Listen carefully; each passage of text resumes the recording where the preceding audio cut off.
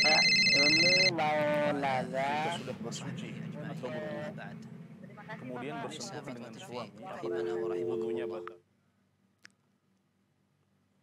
Bismillahirrahmanirrahim. Assalamualaikum warahmatullahi wabarakatuh. Alhamdulillahi wa kafa wassalatu wassalamu ala rasulihil mustafa wa ala alihi wa sahbihi wa man iktafa amma ba'd. Ikhwatal iman pemirsa Fatwa TV rahimani wa rahimakumullah dimanapun Anda berada. Ahlan wa sahlan wa marhaban bikum. Alhamdulillah senang sekali rasanya bisa kembali menyapa Anda semua dalam program live interaktif Fatwa TV. Kali ini dengan tema Hidup Indah dengan Sunnah bersama guru kita Al-Ustadz Dr. MH Hasan Ayatullah Hafizullah Ta'ala. Salam salam semoga tercurahkan kepada Nabi kita yang mulia, Rasul tercinta Nabi Muhammad Sallallahu Alaihi Wasallam, juga kepada keluarga beliau, para sahabat beliau, serta orang-orang yang istiqomah di atas sunnah beliau hingga akhir zaman. Allahumma sholli ala Muhammad wa ala ali Muhammad. Ikhwatal iman pemirsa Fatwa TV rahimani wa rahimakumullah dimanapun Anda berada. Walhamdulillah telah ada bersama kita pembicara kita pada kesempatan ini Al-Ustadz Dr. MH Hasan Ayatullah Hafizullah Ta'ala yang merupakan salah satu anggota dari Dewan Fatwa Perhimpunan Al-Irsad di studio Fatwa TV Jember. Yuk kita sapa beliau. Assalamualaikum warahmatullahi wabarakatuh Ustadzana. Assalamualaikum warahmatullahi wabarakatuh. Ahlan akhsay. Hayakumullah. Kif hal Ustadz? Alhamdulillah. Bikhair Ustadz. Tamam. Alhamdulillah. Alhamdulillah, senang sekali rasanya Ustaz bisa kembali istifadah dengan antum. Insyaallah 1 jam ke depan Ustaz kita bersama-sama insyaallah membacakan pertanyaan dari para pemirsa Ustaz. Baik, bismillah. Ustaz, maksud tanpa terasa sekarang kita sudah berada di awal dari bulan Zulhijjah Ustaz ya. Tentunya kita butuh dengan nasihat, butuh dengan penyemangat gitu Ustaz, dan kita minta berupa nasihat Ustaz. Tafadhol mazkura ma'jura. Bismillahirrahmanirrahim. Alhamdulillahi rabbil alamin. Wa sallallahu wa sallama wa barak ala abdihi wa rasulihi nabiyina Muhammad wa ala alihi wa ashabihi wa tabi'in wa man tabi'ahum bi ihsanin ila yaumiddin, amma ba'd. Kaum muslimin dan muslimat, pemirsa Fatwa TV dan pendengar radio sunnah dimanapun antum berada, semoga Allah subhanahu wa ta'ala senantiasa memberikan taufik dan barakah pada umur kita, ilmu dan segala aktivitas yang kita lakukan. Alhamdulillah, ini merupakan kemurahan dari Allah. Setelah kita mendapatkan bulan Ramadan, kini Allah Azza wa Jal kembali memuliakan kita dengan kesempatan emas untuk beramal. Dan kita seringkali menyampaikan bahwa umat kita ini atau kaum muslimin sebagai umat Muhammad sallallahu alaihi wasallam adalah umat yang diutus atau diciptakan oleh Allah di belakangan. Dalam Sahih Bukhari dan Muslim disebutkan, atau dalam Sahih Bukhari disebutkan, innama ajalukum fi man khala minal umam kama baina al-asri ila al-maghrib. Atau kama qala sallallahu, sungguhnya perumpamaan umur kalian dibanding dengan umur-umur umat sebelum kalian itu seperti waktu asar sampai maghrib saja. Berarti umur kita memang sebentar dibanding dengan orang yang hidup dari pagi hari sampai zuhur, zuhur sampai asar. Nah, kita hanya mendapatkan kesempatan di bagian akhir. Akan tapi Allah Azza wa Jal memuliakan kita. Sebagaimana Allah utus Nabi yang terbaik, maka kita diberikan banyak kemurahan. Di antaranya adalah 10 hari pertama ini dari bulan Zulhijjah. Allah Azza wa Jal menyatakan, wal fajri wa layalin ashr. Demi waktu subuh dan demi 10 hari ini. Kata Ibnu Katsir rahimahullah, jumhurul mufassirin mayoritas ahli tafsir mengatakan yang dikatakan sebagai 10 hari pertama ini maksudnya adalah 10 hari pertama bulan Zulhijjah. Dan ini yang disahihkan oleh Ibnu Katsir rahimahullah. Dan Allah Azza wa Jalla tidak akan bersumpah dengan sebagian makhluknya kecuali karena ada perhatian khusus dan keistimewaan pada makhluk itu. Dan waktu ini merupakan waktu yang istimewa. Dalam Sahih Bukhari kita sering mendengar hadis ini, terutama hari-hari ini. Rasulullah sallallahu alaihi wasallam menyatakan sebagaimana diriwayatkan oleh Ibnu Abbas, "Ma min ayyamin al-amalus salihu fiha ahabbu ila Allah min hadhil ayyam." Tidak ada hari yang paling Allah sukai untuk digunakan sebagai tempat beramal daripada hari-hari yang 10 ini. Maksudnya adalah 10 pertama bulan Zulhijjah. Maka seorang sahabat menyatakan, "Ya Rasulullah, walal jihad," sekalipun amal-amal yang dikerjakan di 10 hari pertama bulan Dzulhijjah itu dibandingkan dengan jihad, kata Nabi SAW, walal jihadu fi sabilillah illa rajulun kharaja bi nafsihi wa malihi thumma la yarji'u min dzalika bi syai'. Kecuali kalau dibandingkan dengan orang yang keluar berjihad dengan jiwa raganya dan tidak pulang membawa apa-apa. baru itu yang barangkali menang jihadnya. Dan ini menunjukkan betapa istimewanya orang beramal di hari-hari pertama bulan Dzulhijjah ini, dan kita tidak ingin sia-siakan kesempatan ini. Para ulama menyatakan bahwa ini kesempatan, dan hadis ini umum. Amal apapun yang akan kita laksanakan selama itu tidak menyelisihi syariat dan itu ada dalilnya, maka tidak mengapa. Mau sholat, puasa, sedekah, mau takbir, mau baca Al-Quran, berdoa, zikir dan segala macam, insya Allah masuk dalam keumuman ibadah yang Allah sukai. Hanya sebagian ulama mengatakan selama tidak ada dalil yang mengkhususkan, maka kita tidak perlu mengkhususkan. Artinya mengkhususkan bagaimana? Ada puasa khusus, misalkan hari kelima Dzulhijjah. Atau anak ingin puasa khusus hari yang ketiga, 6, 9. Anak ingin puasa cuma 3 hari saja misalkan. Mengkhususkan karena ada istimewanya bulan Dzulhijjah, aku akan mulai di tanggal 1-nya, tanggal 3-nya, tanggal 6, tanggal 9. Nah ini membutuhkan dalil kalau kita khususkan. Tapi seandainya ada orang yang mampunya misalkan hanya waktu libur, hari Ahad misalkan, kemudian hari Kemisnya misalkan, maka tidak mengapa. Karena ini masuk dalam keumuman anjuran untuk beramal. Dan harus kita perhatikan, sebagaimana kita sering sampaikan, di kesempatan momen yang sama-sama mulia yaitu bulan Ramadan, harus kita ingat bahwa ibadah wajib tetap lebih istimewa. Artinya bagaimana? Jangan sampai ada orang terlalu bersemangat melakukan puasa sunnah lalu sholat wajibnya ketinggalan, entah berjamaahnya atau sholat fardunya. Ya. Dan kita harus pahami bahwa sholat fardu berjamaah, terutama sholat subuh, tetap bagaimanapun juga lebih afdol daripada orang sholat malam, tahajud sepanjang malam lalu ketinggalan sholat subuh berjamaahnya. Ini pernah disampaikan oleh Umar bin Khattab radhiyallahu anhu ketika beliau tidak mendapati seorang dari kaum muslimin di sholat subuh. Maka beliau ketika akan berangkat ke pasar melihat di rumahnya ada ibunya, ditanya aina fulan, dia kemana, aku nggak lihat. Maka kata ibunya, innahu qama minal lail faghalabathu ainahu, dia bangun malam kemudian ketiduran. Maka kata Umar bin Khattab radhiyallahu anhu, la an ashhada salat al-fajr fi jama'atin ahabbu ilayya min qiyami lailah. Sungguhnya aku salat berjamaah, salat subuh lebih aku sukai daripada aku salat tahajud. Lalu setelah itu ketinggalan salat subuh. Maka kita memiliki kaidah seperti yang pernah disampaikan oleh Al-Raghib Al-Asfahani, man syaghalahu al-fardhu 'anil nadab fahuwa ma'dzur. Orang yang disibukkan dengan yang wajib sehingga tidak sempat melakukan yang sunnah, maka dia dimaklumi. Akan tapi apabila kebalikannya, man syaghalahu an-nadbu 'anil fardh fahuwa maghrur. Orang yang terlalu disibukkan dengan yang sunnah sehingga yang fardu ketinggalan, dia tertipu berarti. Dan dalam hadis yang sama, dalam satu hadis dikatakan, wa ma taqarraba ilayya 'abdi bi syai'in ahabbu ilayya mimma aftaradtuhu 'alaihi.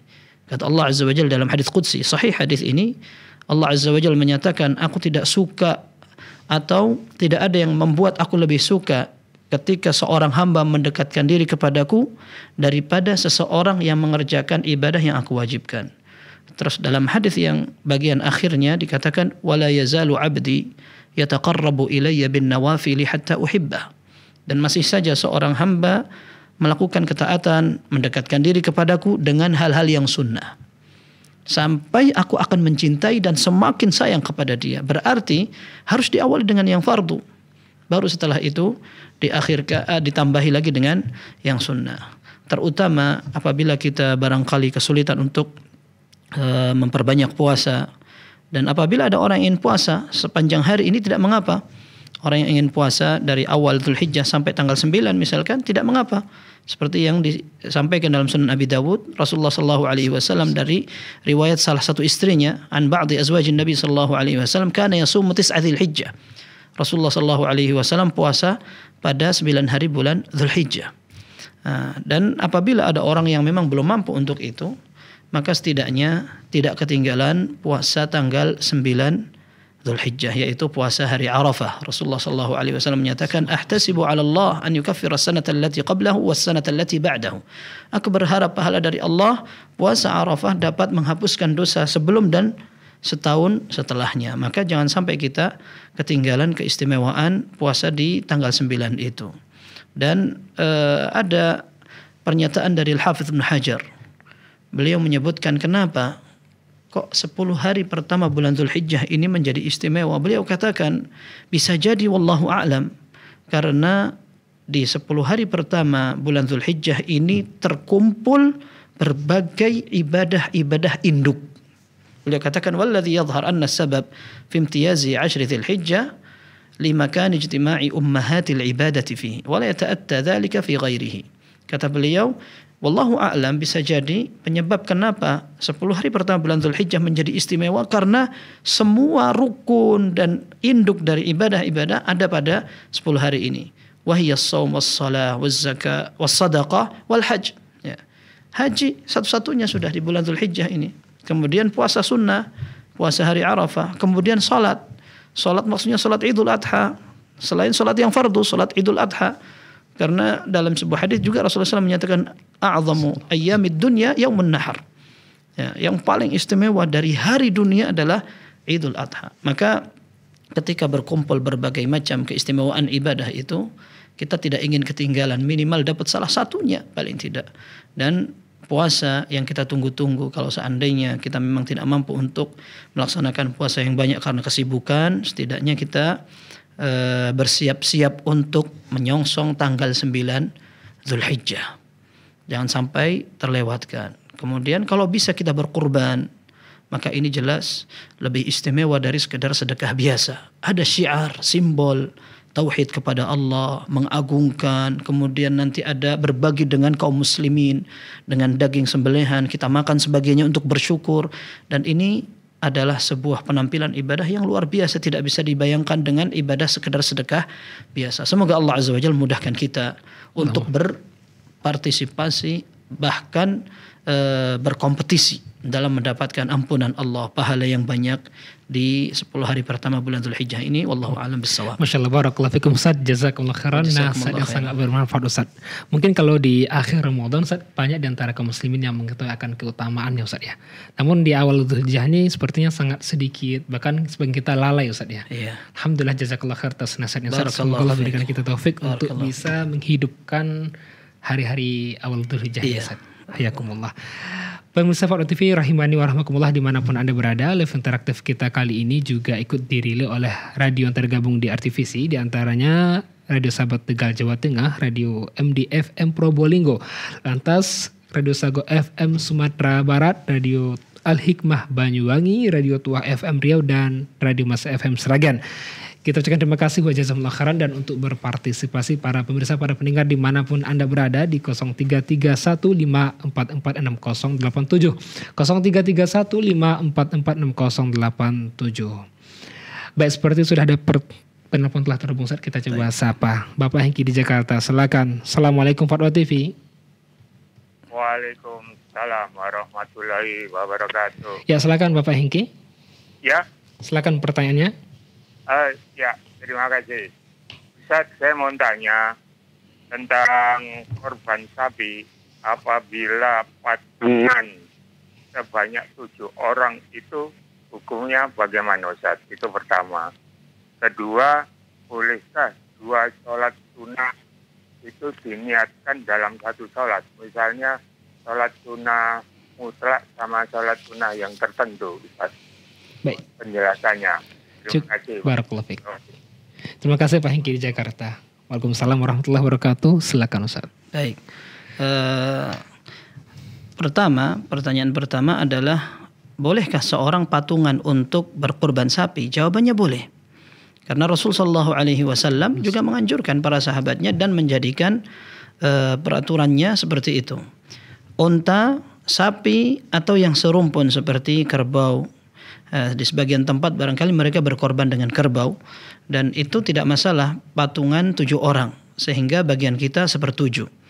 Nah, dan ini dibolehkan dalam syariat. Akan tetapi kalau kambing, maka seorang tidak boleh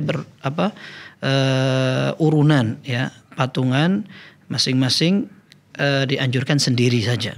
Akan tetapi jika korban yang dia lakukan adalah sapi, maka dibolehkan seorang patungan 7 orang, akan tapi tidak boleh lebih dari 7 orang, karena dalam nas hadis yang disampaikan Nabi sallallahu alaihi wasallam dalam ketentuan berkorban hanya 7 saja, entah itu unta atau sapi dan yang satu rumpun. Wallahu a'lam. Kemudian yang kedua, pertanyaan tentang sholat sunnah. Apabila ada dua yang sama-sama sunnah, bolehkah digabungkan dalam satu pelaksanaan dengan dua niat tersebut? Wallahu a'lam, itu dibolehkan. Ya, contohnya orang masuk ke dalam masjid, dia meniatkan sholat tahiyatul masjid. Kemudian yang satunya adalah ingin melaksanakan sholat qabliyah zuhur, sholat sunnah khusus rawatib yang sebelum zuhur. Maka dibolehkan seorang menggabungkan dua niat tersebut. Dia meniatkan dengan sholat yang lebih tinggi, yaitu sholat rawatib. Sedangkan sholat tahiyatul masjid, para ulama mengatakan bahwa tujuan sholat tahiyatul masjid agar kita tidak langsung duduk sampai kita melaksanakan sholat 2 rakaat dulu. Kita masuk, kita dianjurkan sholat dulu baru kita duduk. Bukan semata-mata karena sholat 2 rakaat. Maka ketika kita masuk ke dalam masjid dan ternyata iqamah sudah dikumandangkan, lalu kita langsung sholat zuhur misalkan. Maka sholat zuhur itu sudah bisa mewakili sholat tahiyatul masjid tadi. Kita tidak perlu habis sholat zuhur, kita terus sholat 2 rakaat lagi untuk mengqadha sholat tahiyatul masjid yang belum kita laksanakan. Tidak perlu seperti itu. Karena tujuan sholat tahiyatul masjid adalah yang penting kita tidak langsung duduk, begitu saja. Maka ketika kita akan melaksanakan sholat sunnah pun, jika seandainya ada sholat sunnah sebelum zuhur, maka tidak mengapa kita gabung niatnya dengan sholat tahiyatul masjid. Seperti yang sama dikupas oleh para ulama adalah tawaf wada'. Tawaf wada' untuk orang-orang yang melaksanakan ibadah haji. Dalam hadis Ibnu Abbas dikatakan umiran nasu an yakuna akhiru ahdihim bil bait illa annahu khuffifa 'anil mar'atil haid. Para jamaah haji kaum muslimin diharapkan sebelum mereka meninggalkan Makkah, mereka sudah sempat untuk tawaf di Ka'bah dulu. Nah, ini seperti mirip orang yang akan melaksanakan tahiyatul masjid.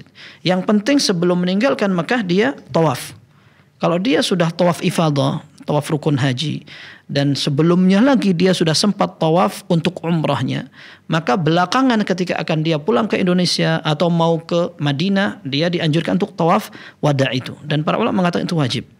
Tapi seandainya dia belum sempat melaksanakan tawaf rukun, yaitu tawaf ifadah.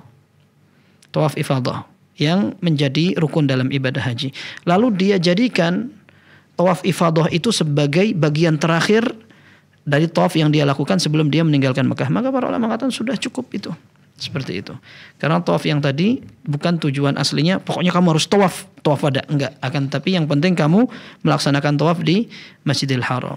Seperti itu. Jadi intinya wallahu a'lam, dua ibadah sunnah bisa dilakukan dalam satu pelaksanaan dengan dua niat sekaligus. Dan ini juga sempat difatwakan oleh sebagian ulama madhab, mengatakan bahwa orang yang belum sempat menyembelih kambing aqiqah, lalu ada kesempatan dan bertepatan dengan hari raya kurban, maka boleh dia meniatkan dengan dua tujuan. Tujuan untuk kurban sekaligus tujuan untuk aqiqah putranya. Wallahu a'lam bishawab. Masyaallah, barakallahu fikum Ustaz. Jazakumullah khairan atas jawaban dan penjelasannya. Demikian yang bertanya, semoga bisa dipahami. Berikutnya kita coba bacakan pertanyaan dari web. Ini dari saudara Rafli Rahman Syah di Jawa Barat, Kota Bekasi. Assalamualaikum warahmatullahi wabarakatuh. Ustaz, izin bertanya.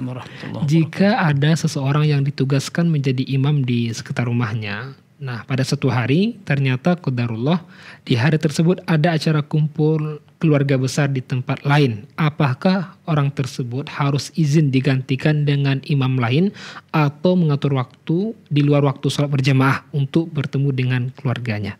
Iya, kita tahu bahwa kesempatan menjadi imam merupakan keistimewaan dan penghormatan untuk orang yang memiliki hafalan lebih banyak. Rasulullah SAW menyatakan liya ummal qauma aqra'uhum li kitabillah. Hendaklah orang yang menjadi imam adalah orang yang paling qari. Dan paling qari ini tafsiri dengan beberapa riwayat, di antaranya aktsaruhum akhdhan lil Quran. Mereka yang paling banyak hafalan Al-Qur'annya. Akan tetapi pertanyaan ini lebih kepada pembahasan menunaikan amanah.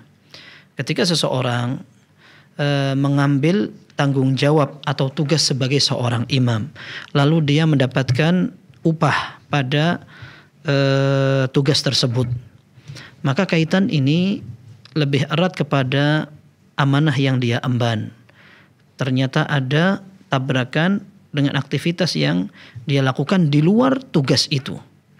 Maka wallahu alam, hukum asalnya seorang perlu menunaikan amanah. Allah Azza wa Jalla menyatakan, innallaha ya'murukum an tu'addul amanati ila ahliha. Allah memerintahkan kepada kalian untuk menunaikan amanah kepada yang memilikinya. Kemudian yang kedua, ya ayyuhalladzina amanu aufu bil uqud. Wahai orang beriman, tunaikan janji-janji kalian. Maka sebisa mungkin seorang menunaikan amanah sebaik-baiknya. Kemudian poin kedua adalah beberapa tugas memiliki bukan hanya sekedar pengecualian, akan tetapi sesuatu yang bisa dimaklumi bersama apabila ada sesuatu yang darurat sehingga ditinggalkan sementara atau ada keperluan. Contoh misalkan seorang pegawai pemerintah, dia tidak dipermasalahkan ketika harus keluar mengantar keluarganya ke rumah sakit, atau tiba-tiba ada tetangga yang meninggal lalu dia dengan tetap di waktu dinas dengan pakaian dinasnya menyempatkan diri beberapa saat untuk menghadiri pemakaman, atau dia memang ada keperluan darurat lainnya, kebutuhan, ya, tiba-tiba ingin istirahat sebentar karena capek sekali, maka insya Allah tidak mengapa dalam tugas yang dia emban. Demikian pula wallahu alam, ketika seorang sudah mengemban amanah sebagai seorang imam yang memang ada konsekuensinya, lalu dia pada beberapa kesempatan ada yang perlu dilaksanakan pada jam dia mengimami, maka tinggal dia atur saja. Dia izin kepada pihak yang berwenang atau yang berkompeten dalam tugas itu, bahwa dia memiliki tugas seperti ini atau ada agenda keluarga. Setelah itu dia carikan pengganti. Kalau seandainya dapat pengganti, alhamdulillah. Kalau seandainya tidak, maka insya Allah pada jamaah masjid ada yang dapat menggantikan siapa di antara mereka yang lebih berhak. Insya Allah seperti itu. Wallahu a'lam bissawab. Masya Allah, barakallahu fikum. Jazakumullah khairan atas jawaban dan penjelasan Ustaz. Demikian yang bertanya, semoga bisa dipahami. Kembali kami mengajak Anda semua para pemirsa, para pendengar dimanapun Anda berada untuk bertanya langsung di 0331544687. Baik, kita bacakan berikutnya dari Bapak Haryadi di Jawa Barat, Kabupaten Bekasi juga. Bismillah, saya izin bertanya. Mohon penjelasannya. Saya mendengar di pengajian taklim masjid di tempat saya, apabila sholat bersentuhan dengan anak yang belum disunat, bahwa sholat kita tidak sah atau batal. Alasannya karena anak tersebut membawa kotoran najis. Mohon penjelasannya, Ustaz. Taib. Memang para ulama mengatakan di antara syarat sah sholat seseorang adalah dia harus suci pakaian dan tempatnya. Akan tetapi permasalahannya sekarang, ketika dia bertemu dengan orang yang memang dia ada najisnya, apakah najis itu akan menular? Ini pertanyaannya barangkali lebih kepada kasus seperti ini. Wallahu a'lam, saya belum pernah mendapatkan ada tulisan dalam pembahasan fikih dalam hal ini. Bahkan wallahu a'lam, yang pernah saya baca, kalau seandainya orang yang sholat itu membawa najis, maka sholatnya yang bermasalah. Contohnya misalkan dalam mazhab Imam Ahmad, ini dalam masalah pembahasan ketika seorang anak kecil digendong oleh ibunya yang sedang sholat, sementara anak kecil ini bisa jadi di pakaiannya ada najisnya. Nah, maka dalam pembahasan seperti ini para ulama mengatakan kalau seandainya ternyata pada pakaian anak kecil itu ada najisnya, bisa mempengaruhi sholat ibunya yang menggendong. Bahkan dalam salah satu buku madhab dikatakan seandainya ada orang sholat, sekalipun najis itu tidak kena dengan badan orang yang sholat, maka ditegaskan ketika ada orang sholat kemudian dia membawa botol dan di dalam botol itu ada air kencing, maka sholatnya bisa menjadi batal. Ini sebagian mazhab mengatakan demikian, dan itu wallahu a'lam yang diyakini oleh mazhab jumhur. Ketika membawa barang yang najis, sekalipun najis itu tidak kena badan dia, tapi barang itu dia bawa, seperti itu. Adapun sekedar bersentuhan, selama yang bersentuhan dengan dia bukan bagian najisnya, maka tidak mengapa, wallahu a'lam. Bahkan lebih dari itu, para ulama berbeda pendapat. Apakah orang yang baru masuk Islam dan dia sudah besar wajib untuk khitan? Kalau tidak, maka sholatnya tidak sah. Tidak seperti itu ternyata. Menurut pendapat mayoritas ulama, khitan untuk kaum laki-laki hukumnya wajib atau ditekankan sekali. Sehingga manakala mereka baru masuk Islam, maka ditekankan sekali untuk berkhitan, sementara kaum wanita hanya disunnahkan saja. Hanya disunnahkan. Akan tetapi seandainya ada orang masuk Islam kemudian dia belum sempat berkhitan, maka para ulama mengatakan salatnya sah. Salatnya sah dan tidak harus mengulang pada saat dia belum khitan. Lalu apa alasannya ketika dia bersentuhan dengan orang lain dengan tangannya saja yang tidak najis, lalu akan menajiskan orang yang bersentuhan dengan dia? Ini mirip dengan beberapa pertanyaan waktu lalu. Ada orang yang bertanya, bolehkah salaman dengan orang non-muslim yang dia memelihara anjing? Para ulama mengatakan anjing itu memiliki najis pada air liurnya, pada kotorannya. Akan tapi pada bulunya yang tidak basah, tidak lembab pula, maka bersentuhan tidak mengapa. Apalagi bersentuhan dengan orang yang merawat anjing itu. Seperti itu. Wallahu a'lam bishawab. Sehingga wallahu alam tidak mengapa bersentuhan dengan orang yang belum khitan sekalipun dia memang perlu segera berkhitan. Wallahu alam bishawab. Barakallahu fikum, jazakumullah khairan atas jawaban dan penjelasan ya Ustaz. Demikian yang bertanya semoga bisa dipahami.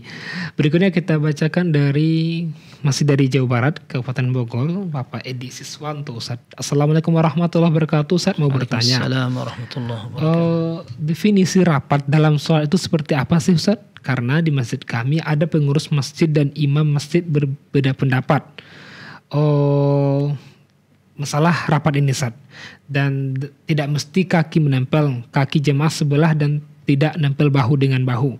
Ada jarak sedikit, tidak nempel, tidak mengapa. Di masjid kami terjadi perdebatan sebagian jemaah ingin nempel seperti dalam hadis. Sholat berjamaah lurus dan rapat karena merupakan kesempurnaan sholat. Mohon pencerahannya Ustaz. Iya. Sebagaimana kita ketahui bahwasannya menyempurnakan, merapatkan, merapihkan shaf merupakan perintah dalam salat. Rasulullah sallallahu alaihi wasallam menyatakan, "Sawwu sufufakum fa inna taswiyatas sufuf min iqamatis shalah." Dalam Sahih Bukhari dan Muslim disebutkan, luruskan shaf kalian, rapihkan. Karena kesempurnaan salat bisa diukur dengan itu. Artinya rapihnya shaf merupakan bagian dari kesempurnaan salat. Sehingga dengan keterangan ini menunjukkan bahwa merapihkan shaf merupakan kesempurnaan, bukan rukun dalam salat maupun bukan syarat sah. Kemudian pula dalam hadis yang lain Rasulullah SAW betul-betul memerintahkan dengan tegas. Seperti dalam hadis Nu'man bin Bashir radhiyallahu anhu dalam Sahih Bukhari dan Muslim. Nu'man bin Bashir radhiyallahu anhu mengatakan, kan Rasulullah sallallahu alaihi wasallam yusawwi sufufana hatta ka'annama yusawwi bihal qidah. Rasulullah sallallahu alaihi wasallam merapihkan shaf kami seperti beliau merapihkan anak panah. Kayu yang dipakai untuk busur anak panah dan itu harus betul-betul rapi. Nah, dan bukan itu saja, kata Nu'man bin Bashir, "Thumma innahu kharaja yawman hatta kada an yukabbir." Beliau satu saat pernah sudah hampir salat melihat pada shafnya, fara'a rajulan badiyan sadruh. Ternyata beliau melihat ada orang yang badannya agak ke depan, agak menonjol. Maka Rasulullah sallallahu alaihi wasallam mengatakan, "Ibadallah, la tusawwunna sufufakum aw la yukhalifannallahu baina wujuhikum." Wahai hamba Allah, kalian akan betul-betul merapihkan shaf kalian, meratakan, menyamakan. Kalau tidak, mungkin Allah Azza wa Jalla akan campakkan perbedaan pendapat, pertikaian dan perselisihan di antara hati-hati kalian. Nah, ini dengan ancaman seperti ini, sebagian ulama menganggap bahwa ini bukan perintah main-main. Ketika Rasulullah Shallallahu Alaihi Wasallam memerintahkan dengan suruhan tegas seperti ini, menunjukkan bahwa kalau tidak dilakukan ternyata ada konsekuensinya. Gitu. Dalam hadis yang lain dikatakan, "Sawwu sufufakum wa qaribu bainaha wa hadhu bil a'naq." Kalian rapihkan shaf, kalian perhatikan semua leher kalian, kemudian kalian saling berdekatan. Ya. Saya lupa di bagian awalnya, akan tapi Rasulullah SAW mengatakan hadhu bil a'naq atau dalam bagian akhirnya Rasulullah SAW mengatakan fatakhtalifa qulubukum, begitu. Kalau kalian tidak rapatkan, maka hati-hati kalian akan berselisih. tidak bisa akur, tidak bisa sepakat dan sebagainya, tidak bisa bersatu. Dalam nas-nas yang seperti ini sebagian ulama sampai mengambil kewajiban seseorang untuk merapikan shaf. Kalau seandainya tidak dirapihkan, maka dia berdosa. Dan ini yang dipahami sebagian ulama, termasuk diantaranya Al-Imam Al-Bukhari rahimahullah. Beliau sampaikan dalam kitab sahihnya hadis-hadis tadi dengan judul Bab Ithmu Man Taraka Taswiyatus Sufuf. Ya. Atau itham man lam yusawwis sufuf, atau yang semacamnya. Beliau katakan pembahasan tentang dosanya orang-orang yang tidak merapihkan shafnya. Dengan demikian beliau dan para ulama yang memandang dengan satu pendapat mengatakan bahwa merapihkan shaf merupakan satu kewajiban. Kalaupun seandainya sunnah, dan ini yang menjadi pendapat mayoritas ulama. Jumhur atau mayoritas ulama mengatakan bahwa merapihkan shaf menjadi hukum yang sunnah. Akan tetapi hal ini tetap perlu diperhatikan. Mengingat Rasulullah SAW menegaskan benar-benar. Yang kedua, kalau seandainya ditinggalkan ternyata efeknya atau konsekuensinya kita susah untuk akur. Kita tidak bisa gampang untuk bersatu dan sependapat. Maka kita perhatikan. Tapi bagaimana arti dari merapatkan shaf? Para ulama berbeda pendapat. Ya, ada yang mengatakan bahwa yang dikatakan tarasus sufuf atau merapatkan shaf atau merapihkan itu adalah al-muhadah. Muhadah itu sejajar, sehingga tidak ada yang lebih maju, tidak ada yang lebih mundur ke belakang. Seperti tadi Rasulullah SAW melihat ada orang yang kelihatan perutnya agak ke depan.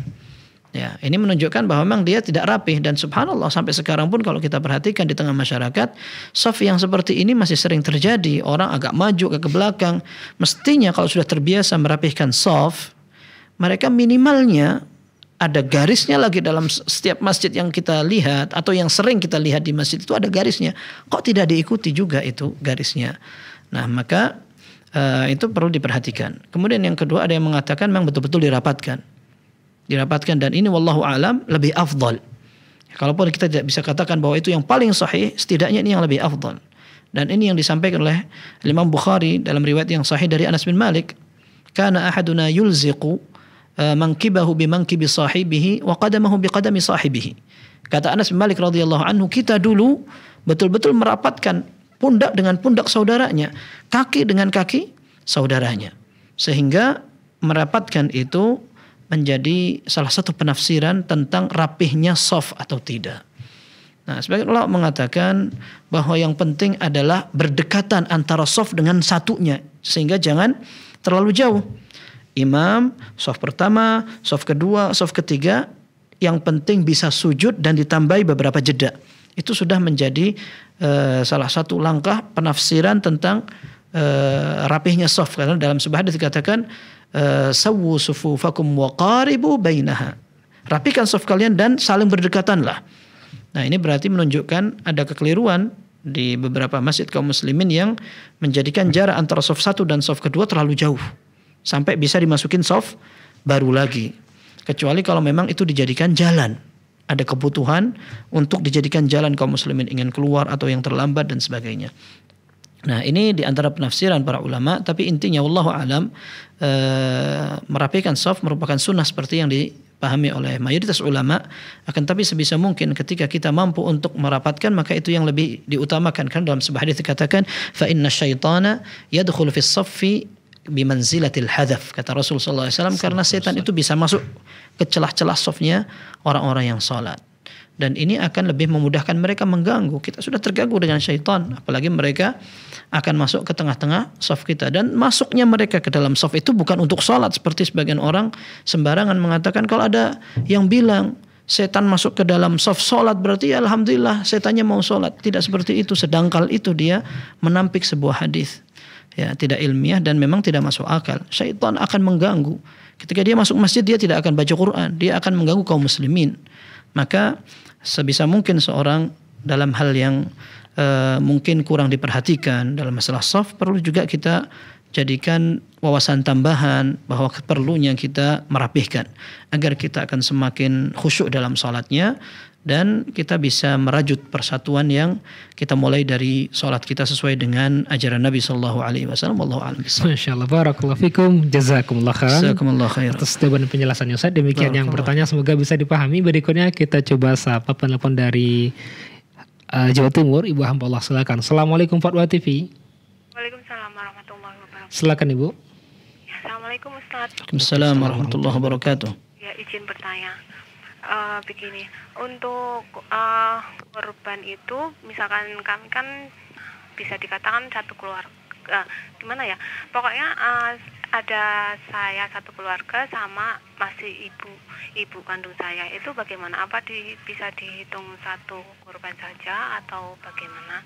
Itu pertanyaan pertama. Kemudian yang kedua, bagaimana tentang fenomena saat ini itu, misalkan ada yang umroh atau yang haji itu, terus yang sedang haji itu berada di depan Ka'bah, terus video call itu Ustaz, terus kemudian silakan berdoa sendiri di depan Ka'bah. Mungkin pertimbangannya karena ada yang mengatakan kalau berdoa di depan Ka'bah itu kan insya Allah makbul gitu. Itu bagaimana Ustaz? Baik, bisa dipahami yang pertama Ustaz. Baik, terima kasih Ibu di Jawa Timur. Cukup Ibu? Barakallahu fiik. Silakan Ustaz. Baik, pertanyaan pertama, kita tahu bahwa Rasulullah Sallallahu Alaihi Wasallam berkorban dan para sahabat juga berkorban, dan para sahabat dulu mereka terbiasa untuk mencukupkan satu kambing untuk satu orang, dan satu kambing satu orang itu dalam pertimbangan keabsahan hewan yang dikorbankan. Adapun pahalanya maka dia bisa niatkan untuk dirinya, kemudian keluarga yang dia tanggung nafkahnya. Dan ini wallahu alam yang dinukil oleh para ulama bahwa salafus saleh mereka terbiasa dalam satu rumah berkorban satu orang cukup. Kepala keluarga berkorban dan itu sudah mencukupi semua anggota keluarga dalam satu rumah tangga. Tidak perlu masing-masing berkorban sendiri-sendiri. Misalkan ini sudah bekerja, ini juga punya rezeki yang lebih banyak, akhirnya mereka ingin berkorban lebih dari satu. Boleh atau tidak boleh, akan tetapi secara sunnah maka berkorban yang dilakukan oleh kepala keluarga sudah cukup seperti itu. Kalau seandainya yang bisa adalah salah satu dari mereka, sementara kepala keluarga justru tidak mampu, ya tidak mengapa, yang bisa saja yang berkorban seperti itu. Wallahu a'lam bishawab. Ketika ada rumah tangga, anak pertama sudah berkeluarga misalkan, maka anak pertama ingin berkorban sendiri, maka tidak mengapa. Nanti bapak mereka berkorban untuk keluarganya yang lain yang belum menikah. Misalkan seperti itu. Ini yang pernah dijelaskan oleh para ulama tentang masalah hukum berkorban. Kemudian yang kedua, masalah berdoa. Ketika ada orang bisa datang ke tempat-tempat yang diharapkan lebih mustajab. Bukan hanya tempat yang lebih mustajab, akan tetapi justru di musim yang mustajab dan pada ritual ibadah yang juga mungkin menjadi sebab untuk lebih dikabulkan doa. Orang yang melaksanakan ibadah haji, musimnya sekarang adalah musim 10 hari pertama bulan Dzulhijjah, kemudian bulannya bulan haram atau bulan haji, kemudian setelah itu dia sedang berada pada waktu-waktu untuk melaksanakan ibadah haji seperti tanggal 8 Dzulhijjah nantinya, kemudian tanggal 9 di hari Arafah. Nah, kemudian tempatnya juga sama, tempatnya di Masjidil Haram, kemudian di Padang Arafah atau di Muzdalifah.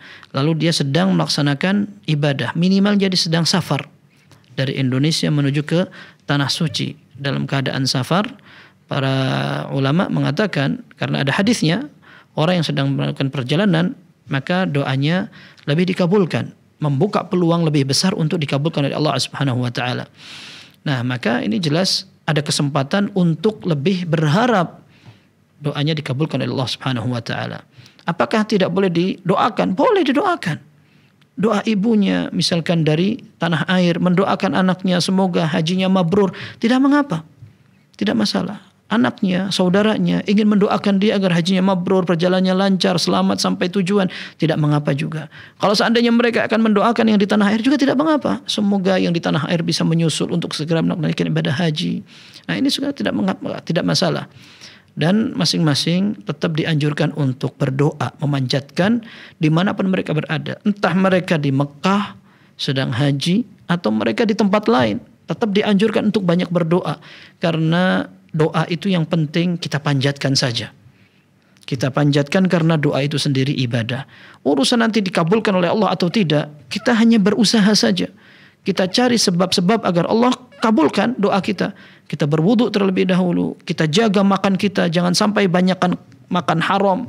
Kemudian kita awali dengan memuji Allah. Bersalawat kepada Nabi SAW. Kita doa diulang 3 kali dengan bahasa yang masuk akal. Bukan berdoa dengan sesuatu yang kata para ulama tidak sopan dalam berdoa. Minta dengan permintaan yang sangat detail. Kemudian itu tidak pantas untuk kita dapatkan. Bahkan ini seperti doa yang tidak sopan kata para ulama. Namanya intinya tidak pantas ya, tidak sopan dan itu tidak menjadi adab dalam berdoa. Nah, maka setelah kita melaksanakan adab-adab berdoa itu, maka kita serahkan kepada Allah. Dan ini ada perkataan Umar bin Khattab radhiyallahu anhu, beliau mengatakan, "Ana la ahmilu hammal ijabah walakin hammani atau hamalani hamma ad-du'a." Aku tidak peduli dikabulkan atau tidak, yang penting aku ingin berdoa. Nah, karena siapa yang ulhima ad-du'a fa innal ijabata ma'ahu. Barang siapa yang memang Allah Azza wa Jalla mudahkan dia untuk berdoa, maka Allah Azza wa Jalla akan mudahkan untuk mengabulkan doa dia. Wallahu a'lam bissawab. Barakallahu fikum, jazakumullah khairan atas jawaban dan penjelasan Ustaz. Demikian yang bertanya semoga bisa dipahami. Berikutnya kita coba bacakan pertanyaan dari Aceh, Ustaz, dari Kabupaten Pidi, Saudara Madan Toko Dwi Yuwono. Assalamualaikum Ustaz, izin bertanya. Seorang imam lupa rakaat dan makmum tidak mengingatkan. Setelah salam baru sadar apabila rakaat itu kurang. Apakah sholatnya harus diulang, Ustaz? Baik. Ini sering terjadi di tengah kaum muslimin. Ketika imam lupa, makmumnya ikut-ikut lupa karena memang makmumnya juga tidak perhatian dengan rakaatnya. Yang penting sudah ada imam, selesai sudah. Pokoknya imam mau niat apa, baca apa, terserah kita ikut saja. Nah, ini kekeliruan. Harusnya dia juga khusyuk dalam sholatnya makmum. Sehingga ketika imam lupa dia bisa mengingatkan. Ini tanggung jawab bersama sholat ini. Bukan hanya sekedar imam saja. Kemudian kalau seandainya dia lupa dan baru ingat setelah sholat selesai. Kalau seandainya sholatnya belum lama berlalu, masih di tempatnya, atau dia baru bergerak tapi sebentar saja lalu diingatkan, antum tadi kurang, begitu, maka tidak mengapa, dia tambahkan. Kalau dia kurang maka dia tambahkan rakaat sholat itu, kemudian dia sujud sahwi. Kalau seandainya kelebihan maka dia tinggal sujud sahwi. Ini pernah terjadi di zaman Nabi SAW. Dalam Sahih Bukhari dan Muslim disebutkan bahwa sahabat Abdullah Mas'ud radhiyallahu anhu mengatakan, "Shallalana Rasulullah SAW."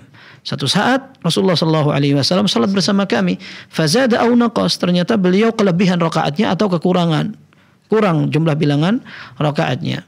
Maka Rasulullah SAW selesai salat. Para sahabat khawatir barangkali sudah ada wahyu atau ada perubahan hukum dan sebagainya, maka mereka bertanya kepada Nabi SAW setelah salat selesai, "Ya Rasulullah, ahadatha fis salati syai'?" Apakah terjadi sesuatu dalam salat ini? Maka Rasulullah bertanya, "Famadzak, ada apa?" Qala shallaita kadza wa kadza. Antum salat seperti dan seperti ini, maksudnya kelebihan atau kekurangan jumlah bilangan rakaat. Maka Rasulullah SAW fathana rijlaihi wastaqbala al-qiblah fasajada sajdataini thumma sallam. Maka Rasulullah SAW langsung melipat kembali kakinya menghadap ke kiblat lagi, kemudian beliau sujud 2 kali, setelah itu beliau salam. Setelah itu beliau menghadap kepada para sahabatnya. Kemudian beliau mengatakan, "Innama law hadatha fis salati syai'un la amba'tukum bih, walakin innama ana bashar ansa kama tansawun, fa idza nasitu fadhakkiruni." Kata Nabi SAW, kalau seandainya terjadi sesuatu dalam salat, telah dirubah syariatnya, harus salat sekian rakaat, aku akan beritahu kalian. Tapi aku seperti kalian, aku lupa. Kalau aku lupa, ingatkan, begitu. Ini tugasnya makmum, ingatkan. Nah, ini menunjukkan bahwa ketika seorang sholat kemudian lupa dan dia selesai sholat, belum lama berangsur waktu itu berlalu, maka tidak mengapa dia segera menambah atau sujud kalau seandainya kelebihan. Tapi kalau seandainya dia sudah pulang ke rumahnya, kemudian baru ditelepon, antum tadi lupa. Nah, maka ketika jeda antara dia lupa sholatnya dengan perbaikannya, maka sebagian ulama mengatakan lebih baik dia ulangi sholatnya. Wallahu a'lam bishawab. Ustaz, barakallahu fikum wa jazakumullah khairan atas jawaban penjelasannya. Demikian yang bertanya semoga bisa dipahami. Berikutnya kita coba sapa penelpon dari Riau, Umu Yodi. Silakan. Assalamualaikum Fatwa TV. Waalaikumsalam warahmatullahi wabarakatuh. Silakan Umu. Assalamualaikum Ustaz. Assalamualaikum warahmatullahi wabarakatuh. Izin melanjutkan pertanyaan dari member WhatsApp di Rosa Ustaz. Yang pertama itu, Ana suka dengan seseorang, terus Ana menyampaikan kepada mahramnya. Apakah itu boleh? Atau sebaiknya tidak usah saja? Ana seorang akhwat. Terus yang kedua Ustaz, kemarin teman Ana minta tukar uang koin dadakan. Jadi belum sempat Ana hitung. Ana antarkan uang koinnya ke rumah dia, kemudian Ana minta dia menghitung sendiri. Nanti sesuai nominalnya silakan ditransferkan kepada Ana, karena Ana harus buru-buru pulang. Nah, yang seperti ini apakah salah? Karena Ana takut dosa. Itu aja Ustaz. Baik, terima kasih Umu Yodi di Pekanbaru di Riau. Silakan Ustaz. Baik, pertanyaan pertama, seorang akhwat yang suka dengan seorang ikhwan, kemudian dia ingin menyampaikan rasa hatinya, maka tidak mengapa. Bahkan bukan hanya itu, seandainya dia datang kemudian mengatakan ana menawarkan diri untuk antum nikahi, maka tidak mengapa. Ya, ini para ulama mengatakan ini dibolehkan dan bukan aib. Bukan aib selama dalam koridor syar'i dia datang untuk menawarkan diri, saya ingin kalau seandainya antum siap untuk menikahi saya dan dalam kondisi maupun dalam tata cara yang syar'i, tidak mengapa. Ini bukan aib, sekali lagi bukan aib. Seorang wanita menawarkan dirinya. Kalau memang seandainya dia perhatikan untuk yang laki-laki merupakan orang yang saleh, kemudian kira-kira cocok dengan kriteria dia. Setelah itu, jangan pula merasa memiliki pikiran negatif pada saat ternyata perasaan itu tidak mendapatkan jawaban yang dia harapkan. Nah, sebagaimana seorang laki-laki bisa ditolak, maka seorang perempuan ditolak juga biasa. Itu hal yang lumrah. Lebih baik tidak enak di awal daripada dia tidak enak di akhir. Akan semakin berat dalam menanggung beban kelangsungan rumah tangga. Jadi insya Allah tidak mengapa dalam hal ini. Memang yang ada di zaman Nabi SAW seorang wanita yang menawarkan diri, kemudian ini namanya hibah, ya, seolah-olah menyerahkan diri. Ya Rasulullah, jitu ahabu nafsi lak. Ya Rasulullah, aku datang mempersembahkan badanku atau diriku kepada engkau kalau seandainya engkau mau nikahi aku. Begitu. Ini hanya khusus Nabi SAW. Seorang wanita menghibahkan. Akan tetapi kalau seandainya seorang wanita menawarkan diri kepada seorang ikhwan, apalagi melalui mahram, tidak mengapa. Tidak mengapa seperti itu. Dan dia tidak kemudian mengumbar auratnya, atau dia menawarkan bagaimana caranya agar si laki-laki itu tertarik kepada dia. Tidak seperti itu. Ini tidak syar'i. Ya, dia menawarkan diri kalau seandainya memang si laki-laki tertarik kemudian ingin nazar, baru ada proses nazar, ta'aruf, dan itu pun dibarengi dengan mahram pada masing-masing atau pada wanita yang tidak mahram itu. Wallahu a'lam bishawab. Pertanyaan kedua, ana sarankan ditanyakan ke Ustadz Irwandi setelah ini. Jam 5 akan ada rubrik ekonomi Islam. Silahkan antum tanya kepada beliau. Wallahu a'lam bishawab. Masyaallah, barakallahu fikum Ustaz, jazakumullah khairan atas jawaban penjelasannya. Dan untuk Bu Yodi, insyaallah pertanyaan kedua masalah uangku yang tadi bisa ditanyakan setelah ini insyaallah pukul 17.00 waktu Indonesia Barat bersama Ustaz Dr. Irwandi Tarmizi. Barakallahu fikum. Baik, kita coba bacakan pertanyaan dari Sumatera Barat, Kota Padang, dari Bu Yofrida. Ustaz, saya ingin selalu bersedekah untuk orang tua, suami, anak, kerabat, dan lain-lain. Supaya tidak merepotkan, saya buat ketentuan bahwa setiap sedekah atau wakaf yang saya keluarkan, saya niatkan misalkannya si A berapa persen, untuk B sekian persen. Nah, untuk suami dan seterusnya. Bolehkah cara seperti itu, Ustaz? Apakah sedekah atau wakaf yang saya berikan akan sampai pahalanya kepada kami semua? Baik, masalah sedekah atau masalah wakaf atau kita ingin mengumumkan atau menyampaikan pahalanya kepada orang-orang yang kita cintai, entah mereka masih hidup atau sudah meninggal, ini ada contohnya, tidak mengapa. Akan tetapi wallahu a'lam, sepanjang sepengetahuan ana tidak pernah ada pembagian yang detail kecuali untuk orang yang masih hidup. Dan itu pun bukan atas nama sedekah, akan tapi wasiat atau hadiah. Untuk anak pertama tanah di sana, untuk anak kedua tanah di sini, untuk anak ketiga tanah sini. Kalau seandainya dia punya kekayaan, dia akan wakafkan untuk lembaga ini, yayasan ini, untuk ini. Adapun untuk pahalanya yang diberikan kepada orang-orang keluarganya, saya punya tanah 1 hektar, maka saya pingin pahala yang ana wakafkan tanah 1 hektar untuk pesantren, untuk lembaga, untuk masjid, untuk apa? Ini nanti 1/5 pahalanya untuk ibu saya, 1/5 untuk bapak saya, kemudian sisanya untuk saya dan keluarga. Wallahu alam, tidak perlu seperti itu. Dan sepanjang sepengetahuan Anda tidak pernah memang ada rencana pembagian pahala untuk keluarga dari hasil wakaf yang kita berikan atau sedekah yang kita berikan. Wallahu alam. Dalam hadis yang sahih, Jabir bin Abdullah radhiyallahu anhuma, beliau ketika salat Idul Adha bersama Rasulullah sallallahu alaihi wasallam, beliau dengar Rasulullah sallallahu alaihi wasallam menyembelih kambing. Beliau mengatakan, Bismillah, Allahu Akbar, hadza minni wa ammal lam yudahhi min ummati. Ya Allah, terimalah ini kurban untukku, artinya dariku dan dari semua umatku yang tidak sempat dan belum mampu untuk berkorban. Tapi beliau tidak pernah membagi-bagi.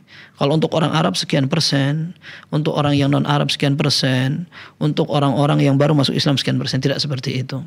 Maka bisa jadi wallahu alam, keinginan kita membagi seperti itu agar kita lebih perhatian kepada amal ibadah yang kita berikan. Ya, seolah-olah kita lebih ingin agar ibu kita misalkan mendapat jatah yang lebih banyak. Kemudian istri atau anak atau saudara atau paman atau siapa yang sama-sama sudah meninggal misalkan, kemudian mendapat pahala bagian-bagian yang kita inginkan. Seandainya tujuan kita seperti itu, insya Allah Allah Azza wa Jalla akan tahu apa yang kita pikirkan, apa yang kita harapkan, seperti itu. Dan ini mirip juga dengan pertanyaan sebagian hadirin di majelis Syekh Abdul Muhsin Al-Abbad ketika bertanya, ya Syekh, apakah benar ya ketika kita berdoa dengan doa-doa umum akan sampai doa itu? Ketika berdoa, Rabbana Allahumma ighfir lil muslimina wal muslimat wal mu'minina wal mu'minat al ahya'i minhum wal amwat. Doa seperti itu apakah akan sampai ke orang-orang semua? Karena doanya betul-betul umum sekali. Kata Syekh Abdul Muhsin, selama hadis itu betul-betul dicontohkan, maka akan sampai. Apa yang menghalangi Allah Azza wa Jalla untuk sampaikan pahalanya? Seperti itu. Maka seandainya kita tidak batasi pun, insya Allah akan sampai kepada orang-orang yang akan kita cintai seperti itu, tanpa kita harus bagi-bagi pilah-pilah sendiri. Wallahu a'lam bishawab. Masyaallah, barakallahu fikum, jazakumullah khairan atas penjelasannya. Demikian yang bertanya, semoga bisa dipahami. Berikutnya kita bacakan pertanyaan terakhir insyaallah. Dari saudara Lita Cempaka di Jawa Timur, Kabupaten Banyuwangi. Bismillah, assalamualaikum Ustaz, izin bertanya mengenai sholat qobliyah. Berhubungan saya sebagai ibu rumah tangga, apakah saya harus melakukan sholat qobliyah antara azan dan iqamah, ataukah boleh di luar waktu tersebut? Bila tidak memungkinkan, misalnya masih sibuk dengan urusan dapur yang tidak bisa ditinggalkan ketika waktu tersebut, sehingga saya mengerjakannya di rumah setelah mendengar iqamah di masjid, kemudian dilanjutkan dengan sholat fardu. Silakan Ustaz. Baik, tidak mengapa. Ya, seorang ibu rumah tangga memang dia tidak wajib untuk menghadiri sholat berjamaah. Dan sebagaimana dia tidak wajib untuk menghadiri sholat berjamaah, maka dia juga tidak wajib untuk melaksanakan sholat bersamaan dengan para jamaah masjid. Kalau seandainya dia sholat di pertengahan waktu atau di akhir waktu, bahkan selama belum keluar dari waktu aslinya, tidak mengapa. Dia tidak berdosa karena memang itu masih waktunya, selama dia memang tidak tunda-tunda. Dia hanya memiliki kesibukan dan memang dia lebih mudahnya melaksanakan sholat di waktu itu, maka tidak mengapa. Tidak mengapa. Demikian pula sholat sunnah. Kalau itu sholat fardu tidak dilakukan di awal waktu, maka sholat sunnah juga demikian. Ketika seorang terlambat bangun, dan ini seperti yang pernah terjadi dengan Nabi SAW. Beliau pulang dari salah satu medan pertempuran, beliau sudah pesan kepada Bilal, tolong kita dibangunkan. Ternyata mereka semua ketiduran, kecapean. Akhirnya Rasulullah SAW bangun setelah matahari sudah meninggi. Ternyata beliau masih sempat melaksanakan sholat 2 rakaat sunnah sebelum subuh. Padahal sudah terlambat itu. Kemudian setelah itu Rasulullah SAW melanjutkan dengan sholat subuhnya. Ini menunjukkan bahwa sholat ketika sudah terlambat pun bisa diawali dengan sholat sunnah. Entah qabliyahnya atau ba'diyahnya. Sholat yang dilakukan sebelum sholat fardunya dan demikian pula sholat sunnah yang dilakukan setelah sholat fardu. Apalagi apabila sholat itu kita lakukan belum keluar dari waktunya, hanya tidak bersamaan dengan kaum muslimin yang sholat di masjid. Jadi insya Allah tidak mengapa seperti itu. Wallahu a'lam bishawab. Masya Allah, barakallahu fikum Ustaz, jazakallah khairan atas jawaban dan penjelasannya. Demikian yang bertanya semoga bisa dipahami dan merupakan pertanyaan terakhir pada perjumpaan kita kali ini Ustaz. Barakallahu fikum, jazakallah khairan Ustaz atas ilmu dan waktunya Ustaz. Semoga bermanfaat apa yang disampaikan dan bisa kita amalkan. Sampai ketemu kembali insyaallah di pertemuan berikutnya. Yakumullah. Demikian para pemirsa, para pendengar dimanapun Anda berada yang dapat kami sampaikan pada kesempatan kali ini, dan terus saksikan live interaktif Fatwa TV setiap hari Senin hingga Jumat setiap pekannya. Dan untuk mendapatkan informasi kegiatan Dewan Fatwa Perhimpunan Al-Irsyad dan juga Fatwa TV, Anda dapat akses di website kami www.dewanfatwa.com atau fatwatv.id. Barakallahu fikum, syukron, jazakumullah khairan atas kebersamaan semua. Kita tutup dengan baca doa kafaratul majlis. Subhanakallahumma bihamdika asyhadu an la ilaha illa anta astaghfiruka wa atubu ilaik. Wassalamualaikum warahmatullahi wabarakatuh.